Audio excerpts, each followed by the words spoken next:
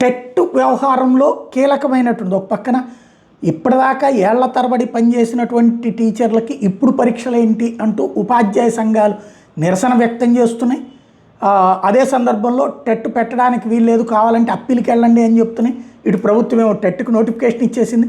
అయితే ఇందులో కొత్త కోణం చెప్తున్నది ఏంటంటే 2001 సంవత్సరంలోనే అప్పటికి ఎన్సిటి ఈ మాట చెప్పేసింది, ఖచ్చితంగా ఉపాధ్యాయ అర్హత ఎయిదర్ బీఈడి ఆర్ డిఈడి ఈ రెండిట్లో ఏదో ఒకటి ఉండి ప్రవేశ అర్హత ఉండాలి.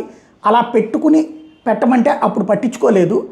దానివల్ల 2001కి ముందున్నటువంటి వాళ్ళకైతే ప్రాబ్లం లేదు. 2001 నుంచి 2011 తర్వాతనేమో టెట్ వచ్చేసింది కాబట్టి అక్కర్లేదు. 2001 నుంచి 2011 మధ్యలో వాళ్ళు మాత్రమే రాయాల్సి వస్తుంది అన్నటువంటిది ఇప్పుడు ఉపాధ్యాయ సంఘాలు వివరంగా చెప్తున్నటువంటి అంశం. అయితే అసలు ఇందులో పెట్టినటువంటిది ప్రధానమైనటువంటిది ఉద్దేశము కొన్ని మత సంస్థలు, కొన్ని మైనారిటీ సంస్థలు ఏ అర్హత లేని వాళ్ళని తీసుకున్నారు. అట్లాగే ప్రైవేటు విద్యా సంస్థలు కూడా ఇంటర్మీడియట్ తప్పిన వాళ్ళని 10th తప్పిన వాళ్ళని కూడా పెట్టుకుంటున్నారు.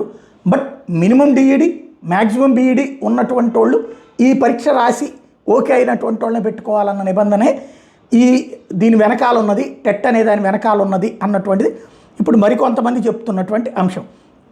ఏదైతే ఈ అంశానికి సంబంధించి హిందూ ఉపాధ్యాయ సమితి సంబంధించినటువంటి వెర్షన్ ఒకసారి విందాం. ఆచార్య మిత్రులందరికీ నమస్కారం. టెట్ అనేది మనకి ఇప్పుడు చాలా ఒక తల కొరికేటువంటి సమస్యగా మారింది. దీనికి మీకు పూర్తిగా విశ్లేషణ చేస్తాను. ముఖ్యంగా 3 సెప్టెంబర్ 2001కి ముందు ఉద్యోగంలో చేరినటువంటి వాళ్ళు ఎవరు కానీ టెట్ రాయాల్సిన అవసరం లేదని సుప్రీంకోర్టు తన తీర్పులో చెప్పడం జరిగింది. తీర్పు నెంబర్ ఏమంటే సివిల్ అపీల్ నెంబర్ 1385/2025. ఈ తీర్పులో చెప్పడం జరిగింది సుప్రీంకోర్టు. ఇది ఏమిరా విషయం అంటే ఆర్టికల్ మన భారతదేశంలో ఒక విపరీతమైన పరిస్థితి ఉందండి. ఆ పరిస్థితి ఏమనంటే 30 ఆర్టికల్ పెట్టుకొని మైనారిటీ ఇన్స్టిట్యూషన్స్ ఎన్నో పెట్టి వాటిలో విపరీతంగా అంటే నియమ నిబంధనలు లేకుండా ఉద్యోగాలు ఇస్తూ ప్రభుత్వం నుంచి ఎయిడెడ్ తీసుకుంటున్న పరిస్థితి నుంచి వచ్చినటువంటి ఉత్పన్నమైనటువంటి సమస్య టెట్కు మూల కారణము. Anjuman Ishate Taliban trust versus state of Maharashtra and others. ఇది ముఖ్యమైన విషయం. ఈ 30 ఆర్టికల్ ఉపయోగించి మైనారిటీ మదర్సాలు, తర్వాత క్రిస్టియన్ మిషనరీ వాటిని పెట్టుకొని వాటి ఉద్యోగాలు సక్రమమైన వ్యక్తులకు సక్రమమైన చదువు ఉండే వాళ్ళకి ఇవన్నీ కారణం చేత వచ్చినటువంటి తీవ్రమైన సమస్య. దీంట్లో చాలా సంస్థలు, రాజస్థాన్కి సంబంధించినటువంటి సంస్థలు, తర్వాత ప్రమోతి ఎడ్యుకేషనల్ కల్చరల్ అండ్ టెస్ట్ వాళ్ళు తర్వాత చాలా సంస్థలు సిఎంసి వేలూరును కూడా కోట్ చేయడం జరిగింది. కాబట్టి మిత్రులారా దీనిపైన మనం విశ్లేషణ చేస్తాం. మొదటిగా కోర్టు దీని తీర్పు గురించి ఏమిచ్చిందంట, the teacher appointed before the date of notification. ఇక్కడ మనం గుర్తించాల్సిన విషయం అంటే డేట్ ఆఫ్ నోటిఫికేషన్ అంటే ఏంది అంటే NCTE national council for teacher education అంటే ఒక సంస్థ ఉంది. ఆ సంస్థ టీచర్కి ఎటువంటి క్వాలిఫికేషన్స్ ఉండాలి, ఏ ఎగ్జామ్స్ రాయాలనేటువంటి విషయాన్ని నోటిఫై ఇచ్చిందంట. ఇప్పుడు అది 3 September 2001లో ఇచ్చిందంట.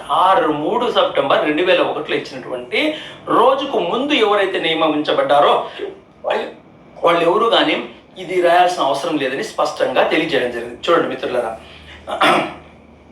the following categories of teachers appointed for the class 1 to 8 prior to the date of the notification need not acquire the minimum qualifications specified in para. వాళ్ళకి ఉద్యోగంలో మినిమం ఇది కూడా లేకపోయినా కూడా పర్వాలేదు, కానీ మనం అంతా కూడా డిఎస్ఎల్ ద్వారా వచ్చాము. ఇది ఒక ముఖ్యమైన విషయం మనం గుర్తించాలి. పారా నెంబర్ 1 అంటే పైన బాగుంది, ఏముంది అది మన క్వాలిఫికేషన్స్ సంబంధించిన విషయం. దీనికి ఈ ఎన్సిటిఈ అంటే దాంట్లో ఏం చెప్పారంటే determination of minimum qualification for the recruitment of teachers in schools regulations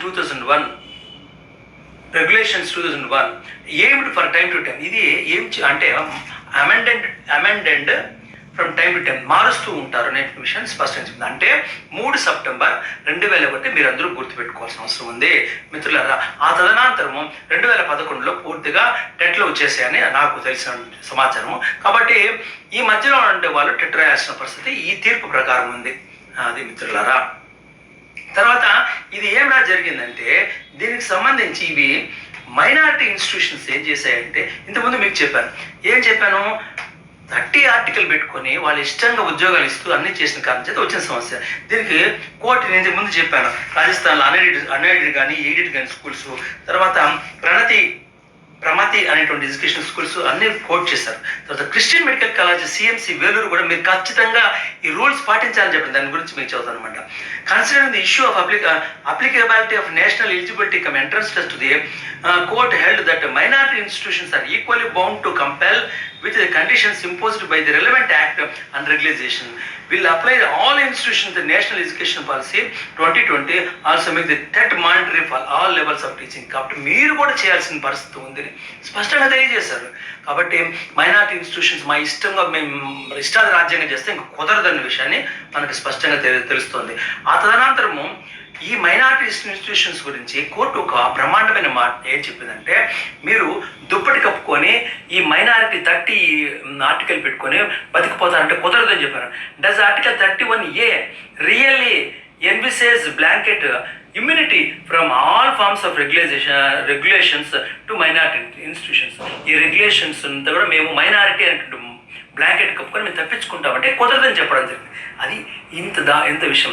చివరగా పేజ్ నెంబర్ 90లో కూడా వాళ్ళు ఎవరైతే ఈ 3 సెప్టెంబరు 2001కి ముందు 3 సెప్టెంబరు 2001కి ముందు ఉండే వాళ్ళకి మాత్రమే టెట్ కానీ ఇవన్నీ కూడా స్పష్టంగా చెప్పలేదు. కాబట్టి మిత్రులారా ఈ డేట్ గుర్తుపెట్టుకోండి. 3 సెప్టెంబర్ 2001కి ముందు ఉద్యోగాల్లో చేరినటువంటి వాళ్ళు ఎవరు కానీ టెట్ రాయాల్సిన అవసరం లేదు. ఇంకొక ముఖ్యమైన విషయం అంటే ఆంధ్ర రాష్ట్రంలో 1980 దశకం నుంచి కూడా మనము డిఎస్ఎల్ రాస్తున్నాము. ఈ విషయాన్ని కేంద్ర ప్రభుత్వానికి తెలియజేస్తుంటే ఈ పరిస్థితి ఇంకో రకంగా ఉండేదని తెలియజేస్తున్నాం. భారత్ మాతాకి జై, జై శ్రీరామ్.